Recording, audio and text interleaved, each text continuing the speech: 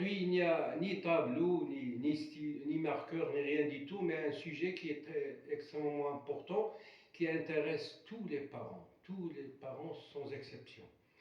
Le titre, bien sûr, c'est pourquoi mon enfant ne m'écoute plus. Première remarque, c'est que j'ai mis mon enfant, c'est-à-dire qu'il peut être masculin ou féminin. Autrement dit, il peut être une fille ou un garçon. Pourquoi les enfants, nos enfants ne nous écoutent plus? Pourquoi? Ça, c'est un problème. Je commence d'abord par une citation qui me plaît beaucoup, une citation de Gibran Khalil Gibran qui dit: vos enfants ne sont pas vos enfants, ils sont les enfants de la vie. Ils ne viennent pas de vous, mais à travers vous. Eux, ils appartiennent à l'avenir et vous, vous appartenez au passé. معنى آخر أن جبران خليل جبران قال بأنه أطفالكم ليسوا أطفالكم وإنما هم أطفال الحياة. إنهم لا يأتون منكم ولكن يأتون عبركم. إنهم ينتمون إلى المستقبل في حين أنكم أنتم تنتمون إلى الماضي. Que signifie tout cela? Signifie que le problème, c'est qu'il y a une rupture entre les parents et les enfants. Quand le père ou la mère voudrait conseiller son fils ou bien sa fille ne l'écoute plus, eh bien il y a des choses, qu'il faut respecter. Il y a certaines consignes qu'on doit en être conscient avant de parler à un fils ou une fille. La première chose, c'est choisir le moment. Quand tu es énervé ou bien ton enfant est énervé, il ne faut pas lui parler. Il faut choisir le bon moment. C'est-à-dire quand tu sens qu'il est gai, qu'il est joyeux, qu'il est content. À ce moment-là, tu peux entamer une discussion avec lui. Deuxième chose, c'est qu'il ne faut pas essayer d'imposer. On n'impose plus. Mais il faut essayer de convaincre, de persuader. C'est-à-dire que parler un peu à sa raison, à la raison du garçon ou de la fille. Parce que si tu essaies de faire par force, tu vas échouer. Pour une simple raison, c'est que tu risques de devenir violent, et que signifie violent? La violence génère la violence. Et parfois, l'enfant n'écoute plus, il fait semblant. يعني بمعنى آخر بأنه إذا بغيتي تتكلم مع ولدك أو بنتك خاصك تختار اللحظة.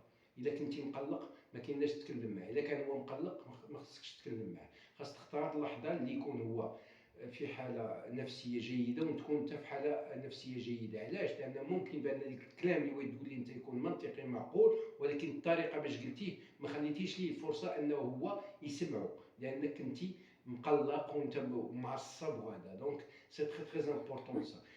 Troisième chose, c'est important, c'est qu'il faut essayer de responsabiliser, parce qu'on a tendance à mépriser la capacité, l'intelligence et la force de l'enfant. C'est-à-dire qu'on le prend pour un bébé. Or lui, il comprend beaucoup de choses. Donc il faut parler à sa raison et il faut le responsabiliser. Autrement dit, c'est que lui parler comme un partenaire.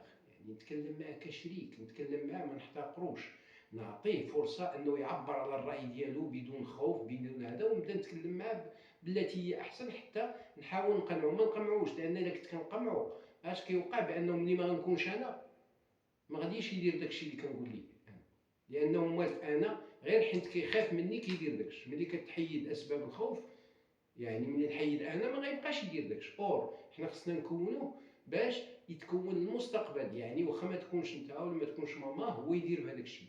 Et une chose qui est extrêmement importante, c'est ce qu'on appelle l'enfant gâté, ou de l'fchouch, comme on dit. Ça, c'est très très dangereux. Actuellement, il y a ce qu'on appelle way of life américain, c'est-à-dire طريقة الحياة الأمريكيين. أمريكي ملي كيجي عنده ولده واخا تكون عنده 7 سنين ولا 6 سنين، تيقول ليه عطيني $1، كيقول لي سير غسل الطوموبيل. يعني من الأول أولا سير جمع بيتك، أولا سير غسل شيء. يعني دائما كيوريه بأن الفلوس ما يمكن تشدها إلا ما خدمتي. إلا ما خدمتيش ما تشدش فلوس. حنا عندنا نهار العيد دري صغير عنده 5 سنين ولا 6 كتقدر تلقى في جيبو على حساب العائله. الا كانت العائله غنيه تجي عمته تعطيه، عمو يعطيه، خالو يعطيه، كتقدر تلقاه في 12 نهار هو عنده واحد 6000 ريال ولا 8000 ريال اللي ربما بعض المرات ما كتكونش عند باه. Autrement dit, je le parle en français, je le dis maintenant en français, c'est qu'il faut éduquer l'enfant dans le respect du travail. Le way of life américain, il insiste sur quoi? Il consiste sur quoi? Et on ne donne jamais à l'enfant quelque chose gratuitement. Parce que sinon il va s'habituer, il va croire que la vie est facile et on peut gagner de l'argent comme ça sans travailler. Donc à chaque fois un enfant américain vient chez son père ou bien sa maman, il lui demande de lui donner $1, qu'est-ce qu'il lui dit son père? Non, tu vas va laver la voiture, ou bien va cultiver le jardin, ou bien fait quelque chose. Il doit savoir que pour gagner de l'argent, il doit y avoir une contrepartie. C'est ce qu'on appelle le respect du travail. Donc on doit apprendre à nos enfants de la vertu du travail, ce que c'est que la vertu du travail. يعني فضيلة العمل. يعني ما تشدش فلوس انت جراتويتمون، الا شديتي فلوس جراتويتمون من صغرك كتبقى تولفها وبالتالي ما تبداش تقرا ولا تخدم ولا. Ça c'est extrêmement important. Et puis une chose très très importante, c'est qu'il faut élever, on doit éduquer nos enfants dans le respect de ce qu'on appelle les bonnes valeurs, al-qiyam. C'est-à-dire que, parce que les parents sont le modèle pour l'enfant. C'est-à-dire qu'il ne faut pas lui apprendre le mensonge, la trahison, être feignant. Non, il ne faut pas faire ça. Surtout que si l'enfant devine ça, donc il va s'habituer à faire ça.